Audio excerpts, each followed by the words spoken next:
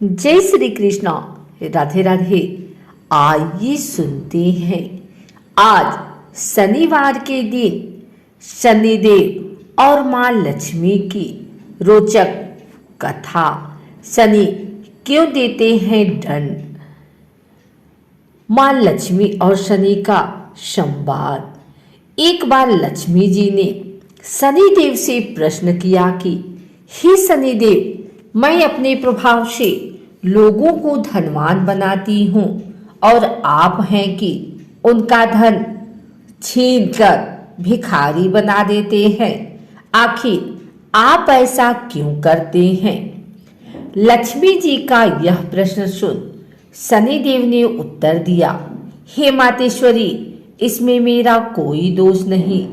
जो जीव स्वयं जानबूझकर अत्याचार व भ्रष्टाचार को आश्रय देते हैं और क्रूर व बुरे कर्म कर दूसरों को रुलाते तथा स्वयं हंसते हैं, उन्हें समय अनुसार दंड देने का कार्यभार परमात्मा ने मुझे सौंपा है। इसलिए मैं लोगों को उनके कर्मों के अनुसार दंड अवश्य देता हूँ। मैं उनसे भीख मंगवाता हूँ, उन्हें भयंकर रोगों से ग्रसित बनाकर खाट पर पड़े रहने को मजबूर कर देता हूँ। इस पर लक्ष्मी जी बोली, मैं आपकी बातों पर विश्वास नहीं करती। देखिए, मैं अभी एक निर्धन व्यक्ति को अपने प्रताप से धनवान व पुत्रवान बना देती हूँ। लक्ष्मी जी ने ज्यों ही ऐसा कहा, वह निर्धन व्यक्ति धनवान एवं पुत्रवान हो गया। तत्पश्चात लक्ष्मी जी बोली, अब आप अपना कार्य करें। तब शनिदेव ने उस पर अपनी दृष्टि डाली। तत्काल उस धनवान का गौरव व धन सब नष्ट हो गया। उसकी ऐसी दशा बन गई कि वह पहले वाली जगह पर आकर पुनः भीख मांगने लगा। यह देख लक्ष्मी जी चकित रह गई। वे शनिदेव से बोली कि इसका कारण मुझे विस्तार से बताएं। तब शनिदेव ने बताया, हे मातेश्वरी, यह वह इंसान है जिसने पहले गांव के गांव उजाड़ डाले थे, जगह जगह आग लगाई थी। यह महान अत्याचारी पापी व निर्जल जीव है। इसके जैसे पापी जीव के लिए भाग्य में सुख संपत्ति का उपभोग कहाँ है? इसे तो अपने कुकर्मों के भोग के लिए कई जन्मों तक भूखमरी व मुसीबतों का सामना करना है। आपकी दया दृष्टि से वह धनवान पुत्रवान तो बन गया, परंतु उसके पूर्वकृत कर्म इतने भयंकर थे जिसकी बदौलत उसका सारा वैभव देखते ही देखते समाप्त हो गया। क्योंकि कर्म ही प्रधान है और कर्म का फल भोगने के लिए सभी बाध्य हैं। लेकिन मैंने इसके दुष्कर्मों का फल देने के लिए फिर से भिखारी बना दिया।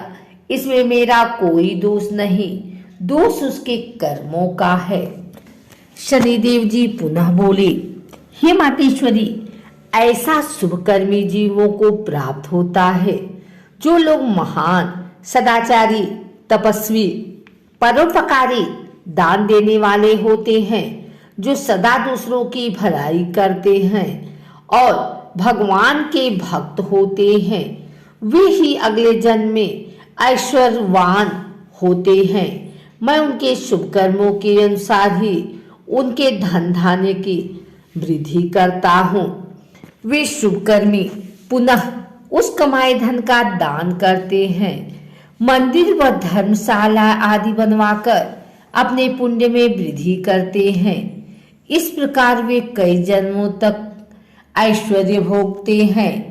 हे मातेश्वरी, अनेक मनुष्य धन के लोभ में पड़कर ऐश्वर्य का जीवन जीने के लिए तरह तरह के गलत कर्म कर बैठते हैं, जिसका नतीजा यह निकलता है कि वे स्वयं अपने कई जन्म बिगाड़ लेते हैं।